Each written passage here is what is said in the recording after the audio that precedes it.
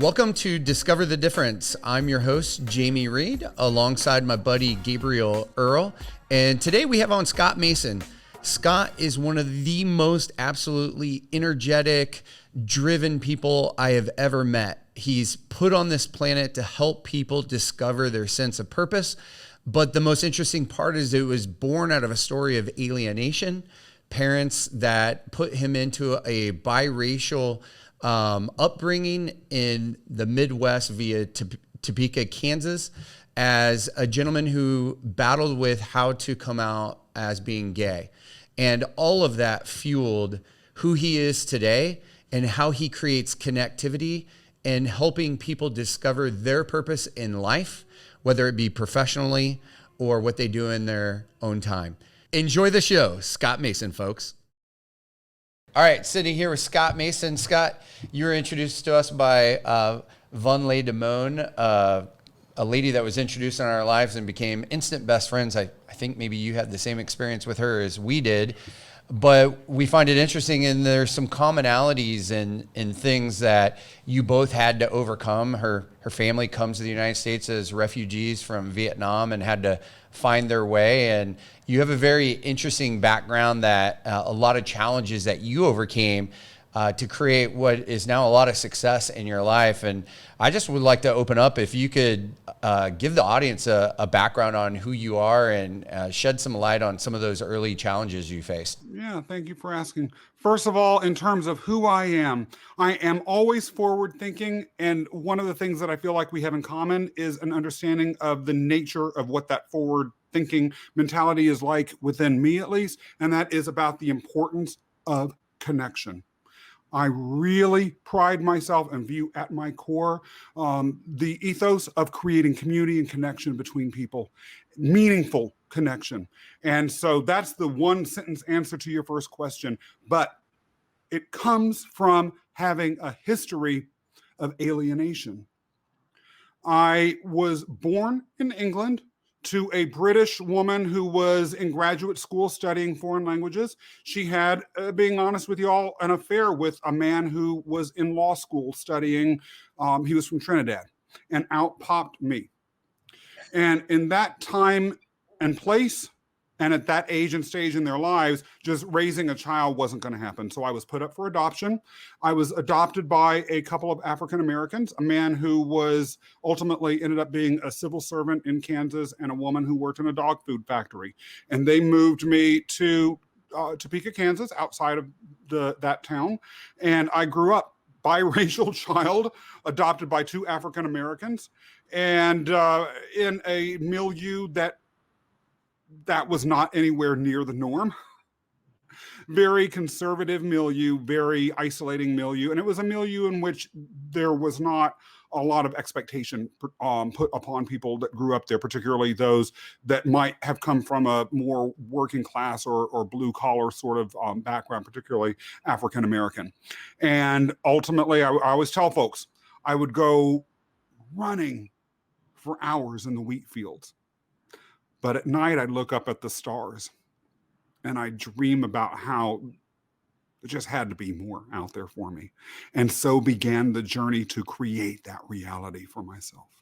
Where does that come from? That internal fire or feeling? Because you came from a place of feeling alienated and different and out of place, in the middle of the Midwest and in that environment. What is it that drove you to this today of having this view of forward thinking?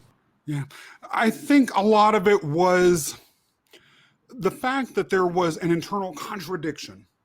I actually did believe somewhere inside that I had the capacity to be more than what was expected of me. There was also a little bit of a stubborn streak.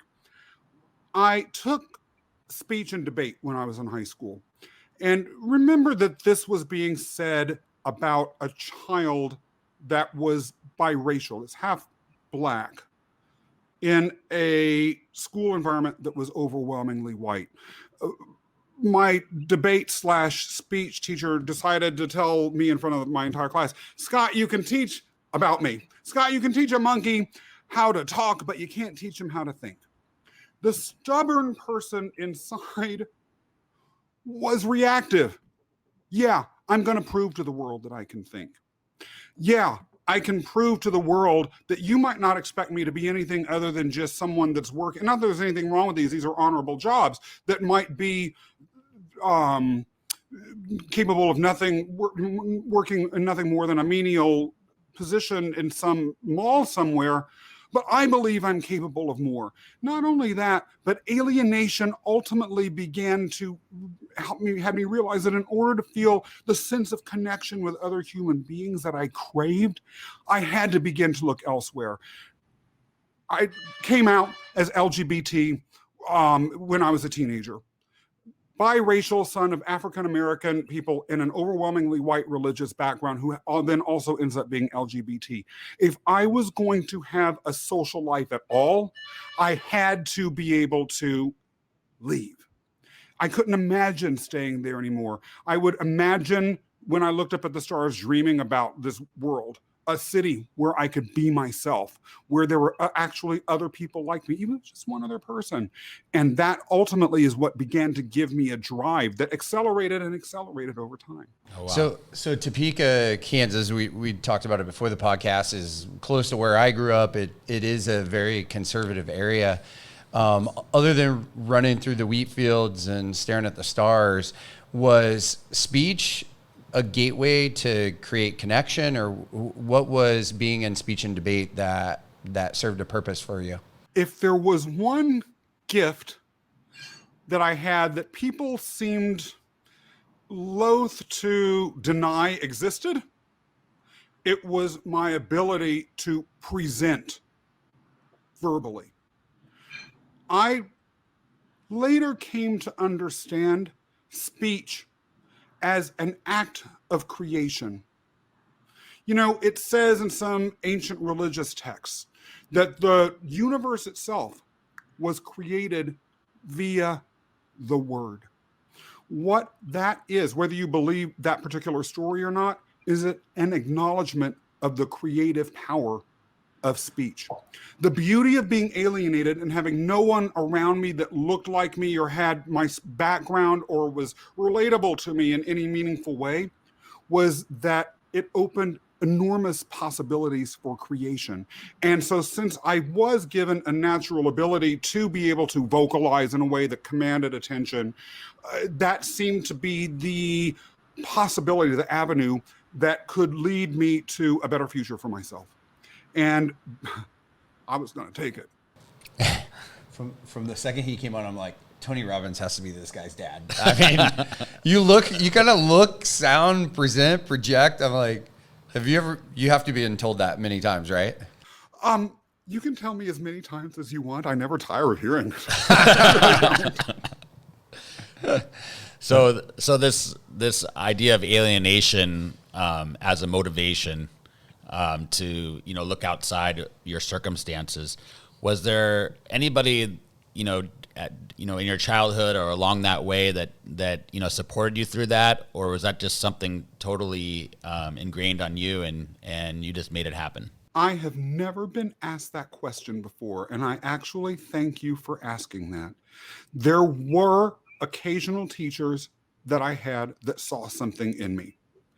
I remember one wrote on my 7th grade English class report card, Scott walks in there and he smiles and he lights up the room. And I remember she pulled me aside one time and she said, Scott, some of these people that you're hanging out with and having fun with, they're the wrong crowd. You have so much potential. You're going to end up walking down a bad path. Now, of course, as a preteen / early teenage boy, I wasn't going to let that stop me. All I did was drive me deeper and deeper into the wrong crowd.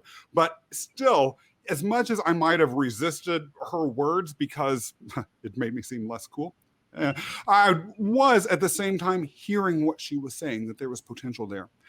Later in my career, I was told once by a boss that I had, when I was griping to him about the lack of mentors that I was getting in the large organization that I worked for. I was like, people are getting these mentors and they're getting all of these career opportunities. I'm having to struggle for every single thing that I do. He said, Scott, it will never happen for you. You will not have a mentor. You're just not going to get it. Sorry, you need to deal with it. And he gave me a way to deal with that. the reason why that was so impactful for me was that I had understood early on the impact or the power of someone simply saying, I care about you and believe in you. That's cool. That was a good question. That was a good answer too. So along those lines, what was the relationship like with your parents growing up, and as you came out and discovered more who you were? It was a challenge. They were concerned about a number of different things. First of all, they were concerned that the community that I was in would reject me. And they were also concerned at that time about AIDS. There was an association of gay men with AIDS. I never had it or put myself in a position where I would get it, because by the time I came out of the closet, there was an understanding of how to protect oneself against that. But they were not particularly well educated about that. Being really candid with you, they also told me that they believed that was the influence of white people on me, and they saw that as a very, very negative thing. They were concerned about how people would treat them. We had a minister at the church we went to who, I'll never forget, called us all down to the altar one day and went on a thunderous sermon about Sodom and Gomorrah and women turning into pillars of salt and people incinerating and all of this sort of stuff. And this hell imagery was, as you can imagine, very, very vivid and very powerful for someone that was emerging in this environment, and this concern, oh my gosh, am I going to go to hell? Is this really me? Stereotyping in the media, all of this sort of stuff was a challenge. So I would be lying if I were to say that in that milieu, without real supports, not just for me, but for families that were similarly situated to my parents, it made their job of parenting harder, and it made that sense of alienation and severance of a connection within the family all the more risky at all times. Have you guys worked through that? Have you been able to overcome it over time, or? It never truly gets better. We have talked about it. We have worked through it. They have come a long way. I think that, people's ability to deal with disappointment, what they might want, what opportunities they may have imagined for themselves and for their children, can vary over time. I will say that they acknowledge that the relationship that I've been in for the past 23 plus years at this point is a stable one. They acknowledge that he genuinely cares about me. They acknowledge he ain't going anywhere. And are they the sort of folks that are ever going to truly be out there saying, my son is gay and I am proud, and marching in the streets? I think that would be a lot to ask. I do consider it a huge victory when a few years ago, maybe more than a few years ago at this point, there were anti-gay marriage initiatives going on in Kansas. And they were talking to me at length about how frustrated and angry they were with the people in their community who were so gung-ho behind stopping LGBT people from having marriage equality. They clearly had a personal stake in it at that point, and that showed tremendous growth. Look, there are people that are in their 80s now. Even then, they were in their late 60s and early 70s in a conservative environment. The human capacity to grow is not endless, but it nevertheless can always exceed our expectations. And anytime it exceeds expectations, to me, that is a beautiful thing. That's awesome. Well, one of the things that, that it seems like a theme here is this, idea of justice and equality. Is that what drove you into the law, or what was it that got you to Columbia and, say, hey, I want to be a lawyer? Some of it was justice, and some of it was an interest in public policy. And a law degree is a way to credentialize yourself across a broad range of potential long-term career options, including public policy. How things happen in an urban environment, the leadership around social problems that cities can engage in, and the changes and transformations across the entire spectrum of cultural variables is something that I found very, very exciting, intellectually stimulating, and law school uniquely positioned me to be able to handle. The other thing, I'm going to keep it real with y'all too. I had a literature major and I couldn't do math. There you go. But it sounds like affecting change, you were thinking through public policy, was a potential avenue in a law degree would serve that. Is that fair to say? Very fair. Well, what about to somebody who's there today? Like what other avenue would a younger version of yourself be able to take now? It is amazing how, if you think about the general nature of a law degree, the possibilities that it can open for you. If you are able to, as an attorney, pull yourself beyond the micro thinking that it can sometimes encourage. What does the word blah, blah, blah say in this contract? Or what is statutory provision, blah, blah, blah, blah. Thinking super narrowly and technically, which some people enjoy and is definitely an element of the practice of law. If you're able to, though, move beyond that and think about things like policy, or think about even something as tied into day-to-day practice as litigation strategy or negotiation strategy. Once your mind moves beyond the purely tactical and technical and expresses itself into the strategic, literally the world becomes your oyster. What is leadership across the board? In business, in any sort of organization, even within your local community groups, it is about strategy development, visioning, and execution. And law can give you the intellectual tools to do that. Not only that, as annoying as it was taking law classes, and I won't lie, it was irritating. I have to say, the heft of that credential, the gravity, is worth it. You learn how to think through things logically and rationally and present them that way. You also think about counter arguments and potential downsides of situations that you might be in a way that other disciplines might not put you through the ringer through as much. And so you have that along with the ability to think strategically if you so choose. And then leadership itself becomes an amazing set of opportunities. It's no coincidence that many political leaders are lawyers, that you find lawyers in leadership positions in areas as diverse as tech, healthcare, or any other number of businesses. It's because the leadership skill set, which is separate and apart from other technical skill sets, is one that is so highly transferable. So valuable. It's one of the hugest ROIs that you can have if you so choose to utilize it that way. He's going to have an alternative career and being like the face of Columbia Law School or something, because that was the sexiest like description of why to get into law I've ever heard. Because law to me sounds nothing like connecting to people or anything he just said, but when you glamorize it like that, I mean, I want to go to law school now. Yeah, can you work on that for insurance for us? That same speech. You know what? I bet I can find a way to even sell insurance as sexy. Absolutely. We'll just talk about it. So then you have a very successful podcast, Purpose Highway. Yes. Can you tell us a little bit about that and what was the genesis of that, and what are some of the things that you really focus on in your Purpose Highway? Let me pull back a bit to explain the genesis of that. After practicing law for many years, I co-owned a manufacturing company.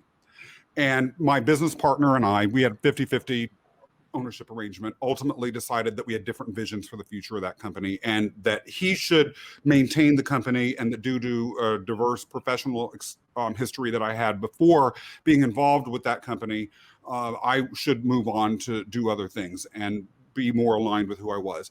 And part of what I felt I wanted to do in that next leg of my journey was figure out exactly why I was given the gifts that I was given on this planet, and how they could be optimized in a way that would truly be of the benefit to the greatest number of people. It all, at the end of the day, came back to the gift of speaking, oratory, and building connection. The podcast originally was themed around the idea of connecting people or interviewing people and creating a community around those interviews of people who had connected to a higher purpose to build a better self and and I say that and underline and bold, a better world. And some of that was because it was something I was experiencing myself and had gone through the transformative power of understanding, well, what was I given my gifts for? What is the related purpose to that, and how can I share that? And so I interviewed a lot of people that had really gone through transformations in their lives, finding their purpose and then doing something that impacted others beyond it. However, over time, that shifted as I began to really think about some of the messages that I was hearing within the subtext of the various guests that I was interviewing. Where was my questioning going? What was my sense of purpose driving me to? And what was the possible distinctive voice that my podcast could bring into the podcasting world? I began to think about some larger social currents. I tell people right now that the podcast is talking about a profound transformation in our society. We are going through what I call a silent revolution.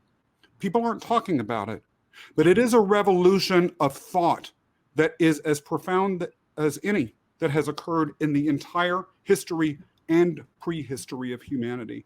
And that is a reframing of how we think about purpose, ethics, and spirituality. A lot of the historical institutions that have driven our thinking around meaning and connected us through that search for meaning are in decline. That includes houses of worship, but it also includes a lot of the institutions that have historically garnered high levels of civic engagement. Alongside this silent revolution of thinking and of our connection to each other is a secret plague of alienation. Because without these historic places to connect with each other through the search for meaning, the sense of relationship that we crave as human beings is not met. The need for us to each find meaning, it ain't going anywhere.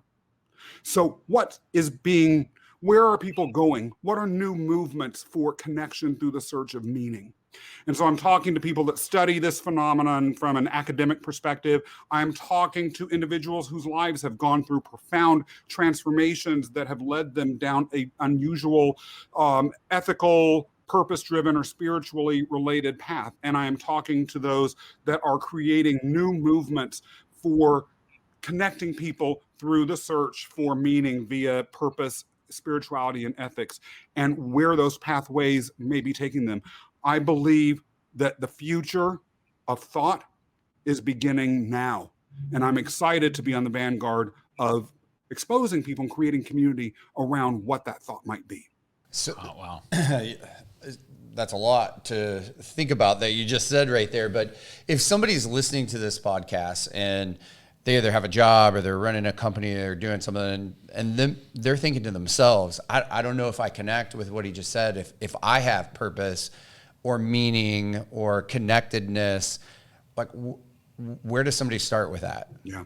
Actually, I would begin to think about it almost with a sense of formula. Well, first of all, before I even get to formulas, all of us were given a purpose. All of us.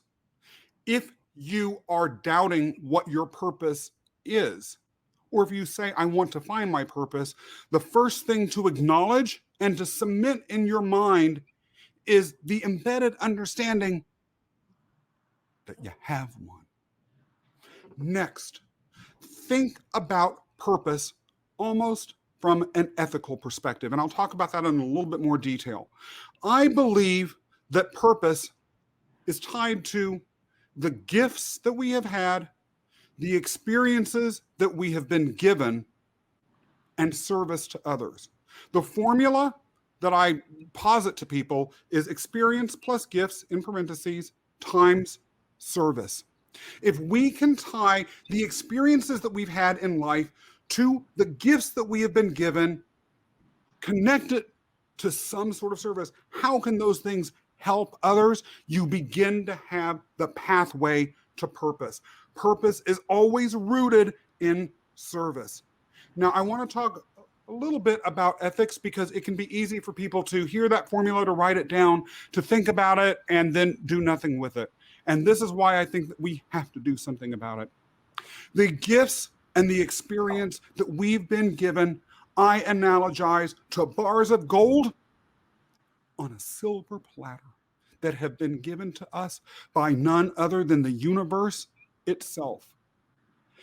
And if we are given experiences and gifts, all of which are unique to us, and turn it away, we are doing nothing less than laughing in the face of providence. We are telling the universe itself, no. And I argue that that is unethical. I'm radical about that. These things were given to us for a meaning. So it is up to us. It is an ethical imperative to figure out what those things are, tie it to service, and move.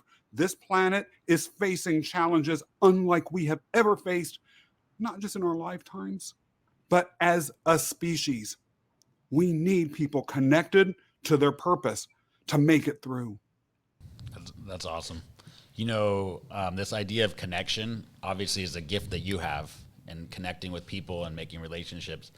I'm curious, where do you feel like that's come from, or is that just innate? And is that something that you can improve on, or something that you can grow into for people that are, looking for the ingredients to get better at connecting? All of us seek connection. Now, there may be varying degrees, and I don't want to say that with 100%. Obviously, there are inevitably outliers that want to go live in a forest somewhere. But even they ultimately, usually in one way or another, rely on some sort of connection with something, even if it's a connection with the animal that they kill to eat.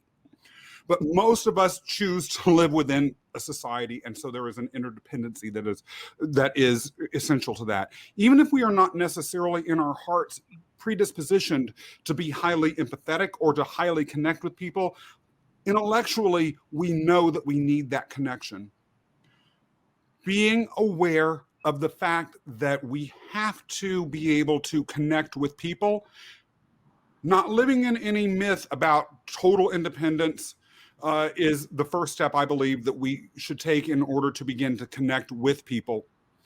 Understanding and having it as a self-disciplined practice to remember it ain't all about you. The best way that you can connect with people is simply by asking them about themselves, listening, and shutting up. There is no requirement that we say our opinion about everything all the time. No one says that. And if there's anything I've learned over time, you can build a huge amount of connection with people simply by choosing to say nothing and just listen. Everyone likes to be heard. So if we acknowledge that people have voices, that the act of speech is an act of self-creation, and that everyone wants to self-create in this universe, we already have a stepping stone towards connection. I will also say one other thing. I am a firm believer in what I call the leadership hack of an empathy reel. And what that is as a matter of practice, when you interact with people, as you're talking to them, or maybe after the fact, replay it in your mind, almost like a little film reel. But imagine that you are watching that reel, not through your eyes, but through the eyes of another. If you watch it through the eyes of those that you speak to, how are they hearing your voice? What are they thinking of your facial expressions? What about your body language? If you are able to honestly imagine how they view you, if you play that empathy reel, write down how you came across generally, and what you could do better, and what you should do more of. Those sorts of steps, even if you might not necessarily be feeling naturally that sense of connection with people, can help you build the interpersonal skills that you need to connect with others. Is that, that example, is that what you did with your parents? Kind of, it sounded like from the beginning when you talked about them and you did an empathy hack on their experience towards you. I've learned to. I will be honest, at first I was just angry or indignant or all these other things.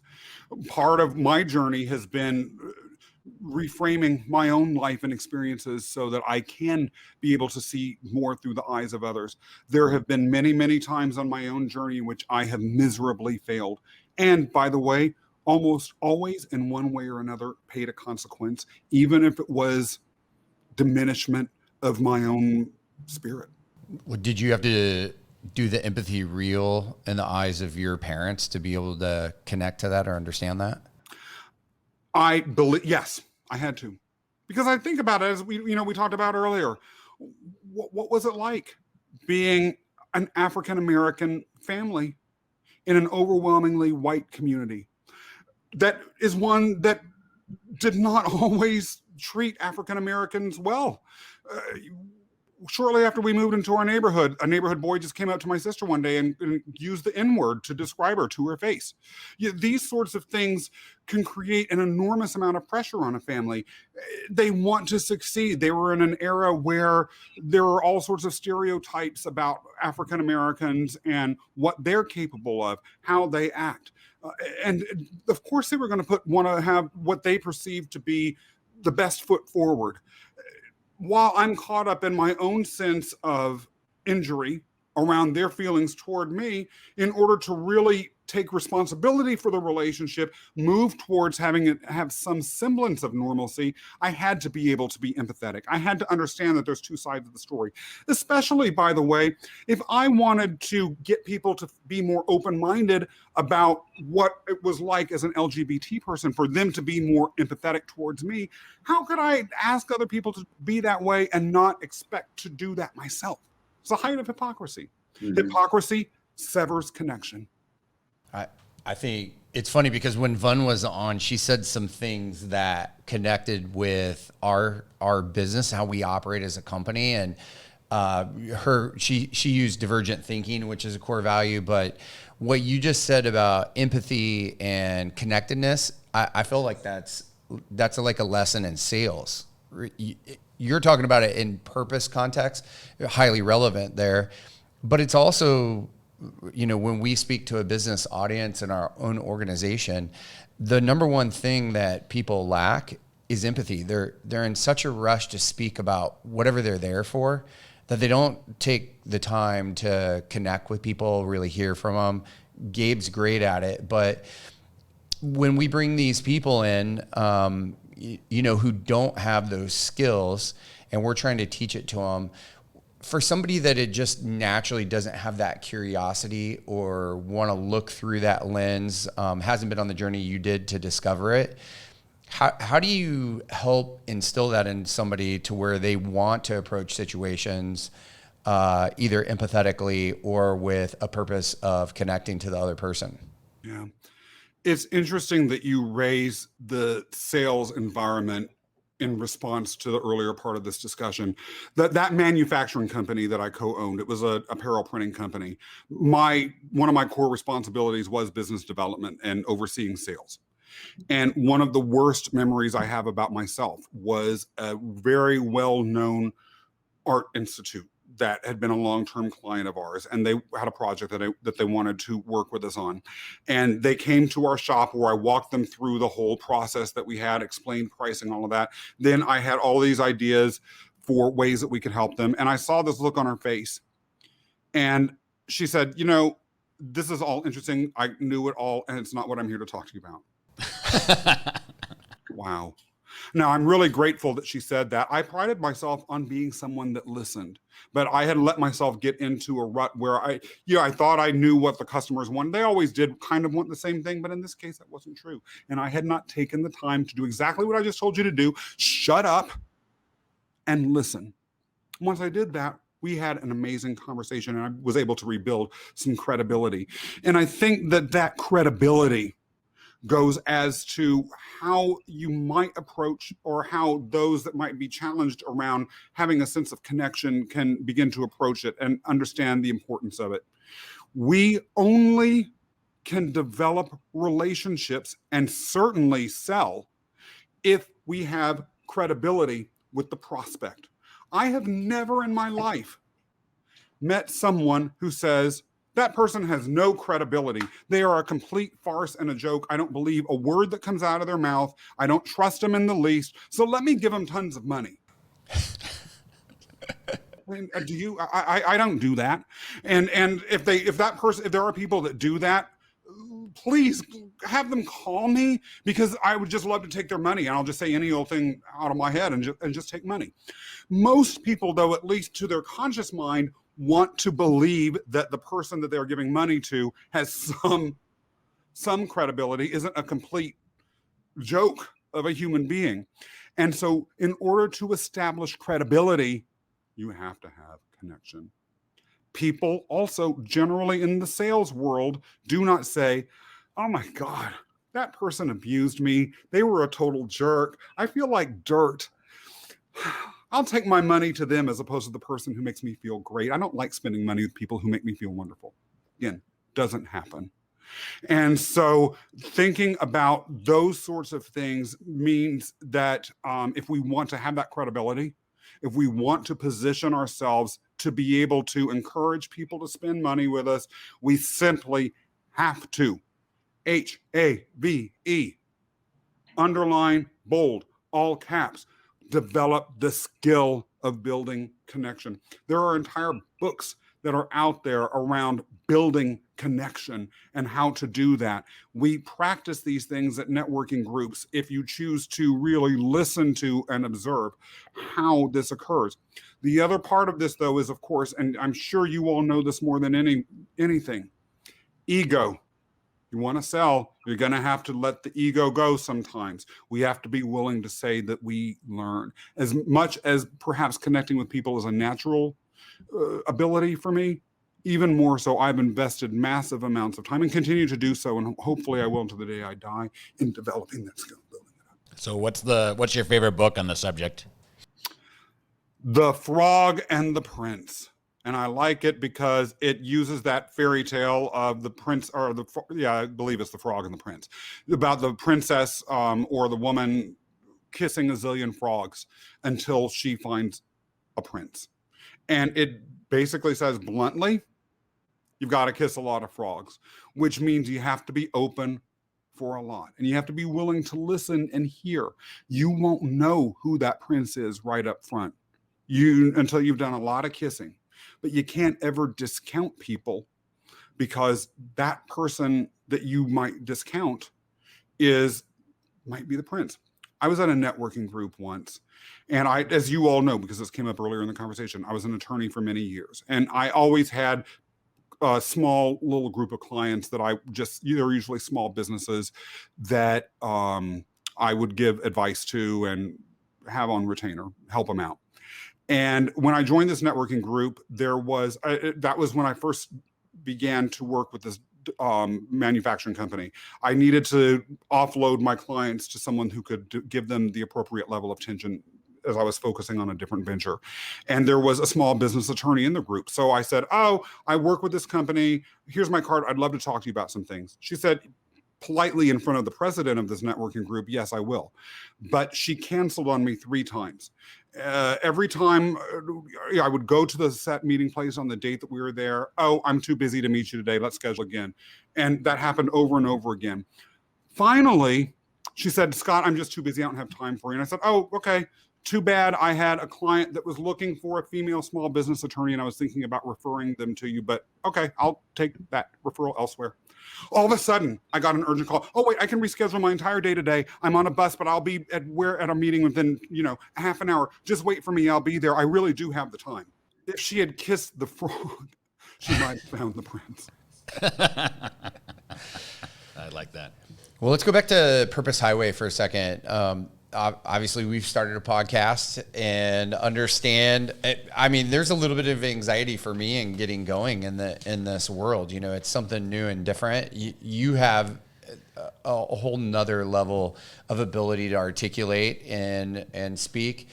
What was it like for you to start? If somebody else is listening who wants to start a podcast, what's the advice you have to give them, and how'd you do it?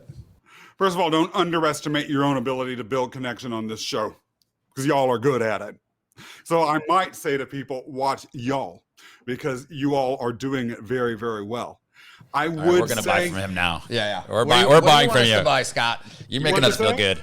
We're gonna buy from you. You're making us feel good. hey, life is too short not to make other people feel good, in all seriousness, too. Really just dive in and do it, and understand that what we're talking about today, and think about the same skills, particularly if you're in business development or in sales, or if you are in an organization and in a role in which you have to sell an idea.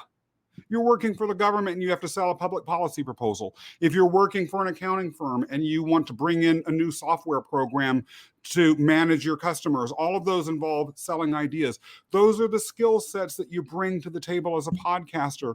It's really just about building connection. And once you allow that to happen, the space for guests to come and open up will occur and the audience will follow, so long as you're consistent. So can you give us an example of one of your podcasts that just blew you away? One of your, you had one and you're like, wow, this one really made me think. Yes. It was just last week. I taped it about a month ago, and it was scheduled all along for release last week. And I say last week for a reason that will become apparent in a moment. It was an interview with a man who was born in Afghanistan and raised as a child during the Soviet invasion. He was there when they evacuated and there were domestic wars and the Taliban took over. He talked at length about what it was like when the Taliban took over, what it was like for female politicians like his mother facing this sort of repressive regime, what it was like having compulsory extreme religiosity put on you. He talked about his family's desperate attempt to escape when Kabul, his hometown, was being bombed to smithereens. Literally, there's this story of a last-ditch trek that they make through the mountains, just holding out any hope that they can leave. He finally did escape. What that meant, having lived through something like that, for his sense of spirituality. In fact, this episode was so intense, and he later talks about his own journey into alternative spirituality and how he was able to reconcile this intense grudge he had against institutional religion growing up in the most repressive one probably that there is, and how he began to be able to find a spirituality and a space of connection with something bigger than himself, all on his own terms. And so this episode ended up being released 4 days after the Taliban retook Afghanistan. And I was blown away. I listened to it again in light of all of that. It's jaw-dropping. And it's a story we all saw in the newspaper when the Taliban retook these photos of people crawling onto airplanes. We saw that photo of 600 Afghanis with nothing but clothes on their back, looking to get away and build a life for themselves and not stay there and face the horrors that they had lived through below. Who can't feel that? But it's one thing to see that and turn the newspaper page and move on to the next thing. It's another thing to spend 40 minutes with a man talking about his life, being a child, living in that sort of environment. My jaw hit the floor with his openness. He's still traumatized to this day. He was courageous and let it show. And that is the power of podcasting. And that is the sort of thing that I hope you all experience. In fact, I'm sure you will, and that your audience gets to experience with you. Who is this person and what is he doing today? Amazing story. His name is Hamid Murad. He is a wealth manager. He was one of the first two, I believe, people from Afghanistan to ever study in England. So he was a groundbreaker. And his journey was one in which he basically responded to this extremely repressive, compulsory religious environment by becoming totally just concerned with nothing but parties and dance music and money. And then over time, he felt a pull of something else. He became later involved in a mystical form of Islam after a very extensive spiritual journey. And he had literally an epiphany, a transcendent experience that made him understand that this was right for him. He reached out to his wealth management clients and told them I'm going to be using the principles of this mystical sect that I'm involved in my management of your wealth, and lost 95% of his clients in a week. Or at least he never heard from them again. However, the 5% that stayed with him, It's like he Jerry rebuilt his Maguire. life, and it's unbelievable. Yeah. Yeah, it's what Jerry Maguire did. And then, Yeah. What's the Buddhist? I know you follow him as well. That does the motivational speaking, and he started in England under the same context of partying and all that, and then left to become a monk. I can't think of his name. You and Tammy follow him. Oh, he wrote "Think Like a Monk." Yes, of course. I know that. I am blanking on the name too. I know exactly who that is, of course. It's kind of like a combination of backgrounds between them. Yeah, that's so interesting. Awesome. Well, have you had in your show's experience, have you had a podcast not go the way you wanted it to, or Yes. thought it would, or a bad experience? Yes. And what I was have that had- like? Yes. I'm sorry. Go ahead to finish. I'm sorry. And what was it like? A wake-up call. I have had to junk some episodes. I will not lie about that. At the end of the day, I'm about serving the audience and building a community. And if the episode is not fit for air, then it's up to me to either find a way to edit it so that the guest looks good, but most importantly, the audience has a message that's meaningful, or to not release that. And so in those situations, I've made the choice to simply not release the episode. It does not help my connection with that guest, but it's always about the bigger connection that I'm looking at, and the bigger sense of feeling that I want those in my audience to experience. And so there's that situation. And then there are situations in which the guest, just there may be technical issues, or there may be some other thing that goes on. One time very early on, I forgot to press the record button, so I had to do the whole thing all over again. Yeah, I did it. I'll confess. But those experiences are how we learn, and it gets better and better. One thing that I will say for new podcasters in particular, there was also a period during the first season of my show where I began to feel really burnt out, and I was dreading the recordings and viewing it as a chore. I realized that was a different sort of wake-up call. It meant I needed to refine the theme. I needed to reinvigorate. I needed to think through what I was doing and why. And that's ultimately what led me to close out that first season and begin to re-envision the show with the theme that I mentioned to you earlier about the silent revolution and the secret plague. And then suddenly I was energized. And not only that, but suddenly, and it is very bizarre, but the right guests that are hyper engaging literally just seem to pop out of nowhere. And they told me, and I've gotten this feedback consistently since making that shift, that I'm hyper engaged as a host, which we need to take responsibility for as hosts and bring that level of engagement so that interplay between the host and the guest can happen, and the show can pop. So besides the podcasting, I know you're doing a lot of leadership coaching and mentoring.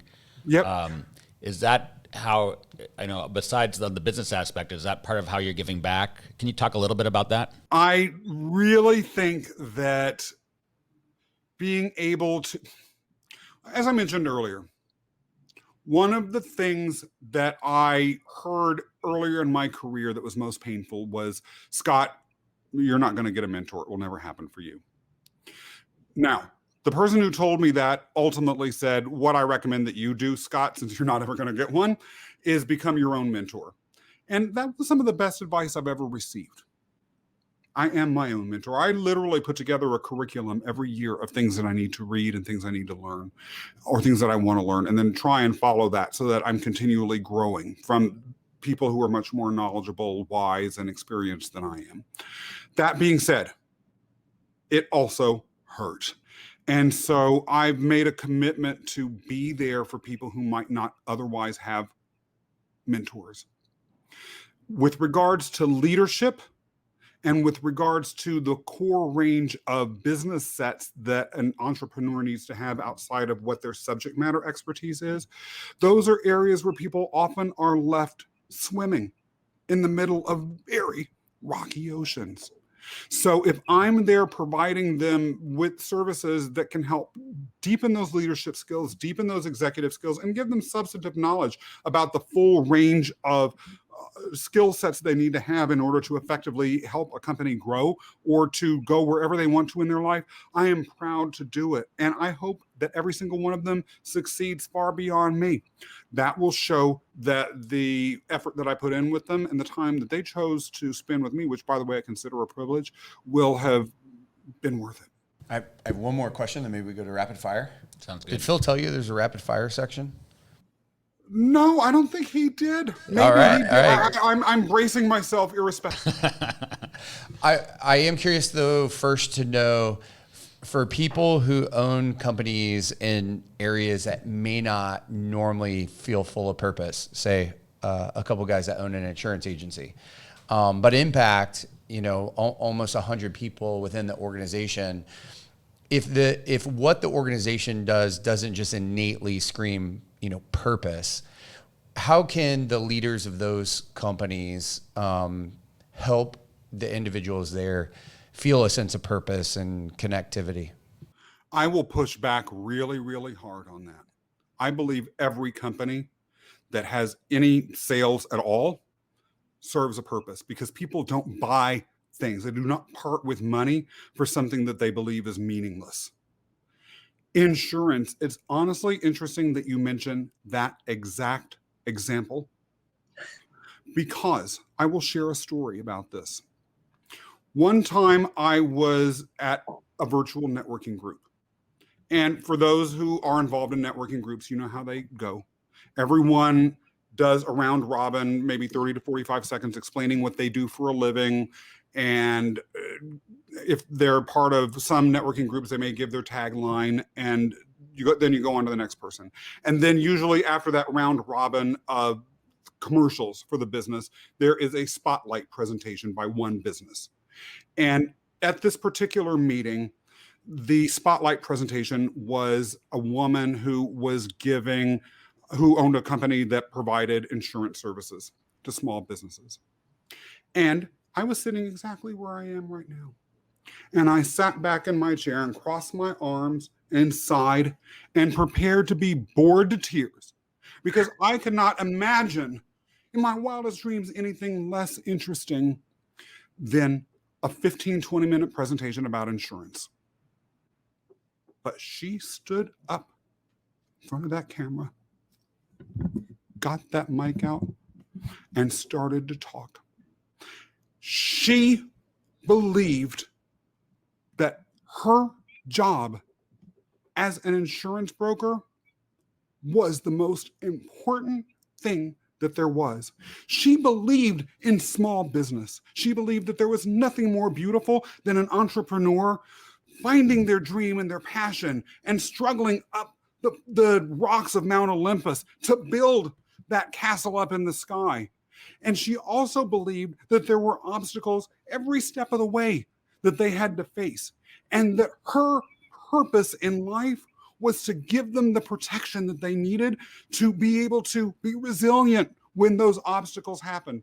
And that's what insurance was. When she spoke, I felt her passion so much. It was like she had pulled an arrow out of some hole in the back on her back and thrown it right through the camera, through the screen, and into my heart. She was like a knight of the Templar protecting some holy relic. That passion was there. She found that purpose. So I would say and I, by the way, was riveted. That was more than a year ago. Here I am talking to y'all about it today. I can see it in my mind. The passion was there because there was a purpose. If you do not sell insurance and one of your clients suffers a catastrophe, their fate could be, in some cases, from their perspective, worse than death. People commit suicide because they don't have money to cover extraordinary events that occur in their life. And so I would say that it's very hard for me to imagine any company. I had a friend who told me, she was a lawyer, all I did my entire life was work on litigation between razor companies. There was no purpose. I told her that ain't true. There are men like me that are not that good looking, All the more so if we aren't shaved right and we have to go out into the world and present ourselves. If that razor is not good, I will not have job opportunities. People will look at my ugly face and go somewhere else. There's a purpose there. Purpose can be found anywhere. It's up to us to connect to it. I love that answer. Yeah. I love that. And I feel re-energized that we have purpose too. You do. Little did I know how good we would be made felt by speaking to you today. Thank you for that. All right, let's jump into rapid fire.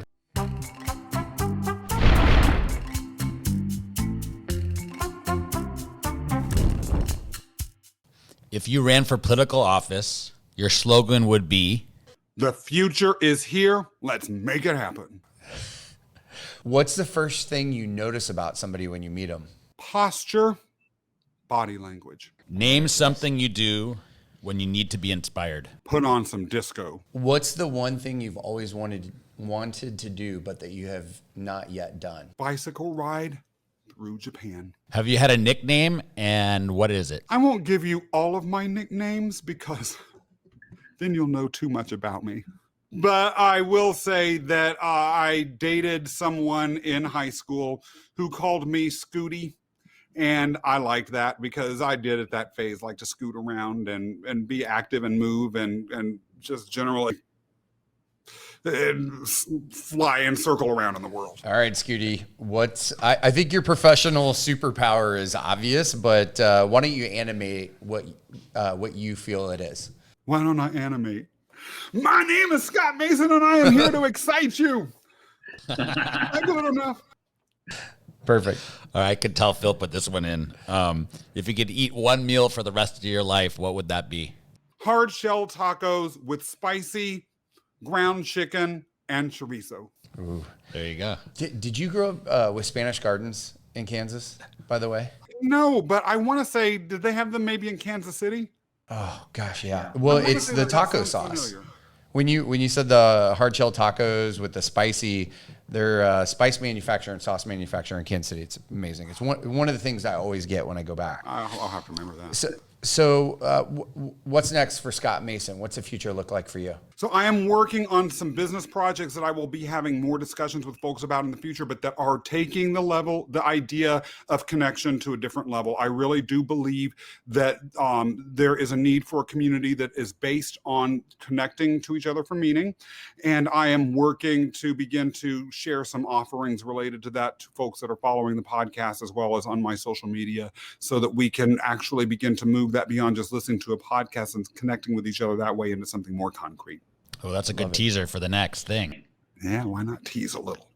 You have an amazing story, coming from, as an adopted kid in the Midwest and biracial and African-American parents and, white neighborhood and all this, coming out through all this experience, right? Yeah, it's kind of wacky. And then just, becoming, so successful in everything that you've done and this idea of how you connect with people. And it's definitely a gift. Now, when you look back and reflect on that, what would you, say to your younger self? When I would look up at the stars, dream about something that was different, I imagined this city where I would be. And I think I mentioned that earlier. I would tell that young kid that the city is there. It's waiting for him. And it's even more dazzling than he can imagine. That's awesome. Love it. So the show's called Discover the Difference. And I think Gabe might have just cited about 15 things in your history that make you different.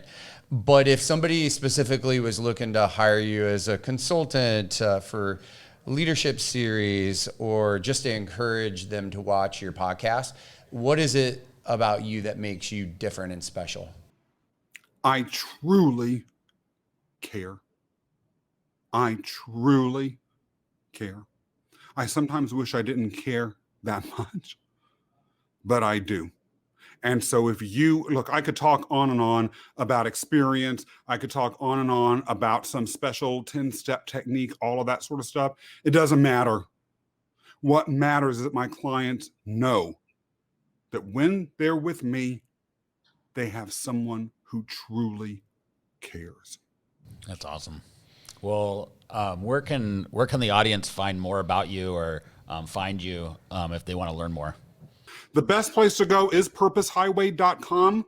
There are connections to all of my social media accounts, as well as some other business and websites that I have there. And for now, we're building some additional pages that are going to be related to some of these forthcoming offerings that I'm talking to you about, but even those will ultimately be accessible through purposehighway.com. I want as many folks with me in the front seat as we race down that highway together. Absolutely. I think there's something in it for everybody.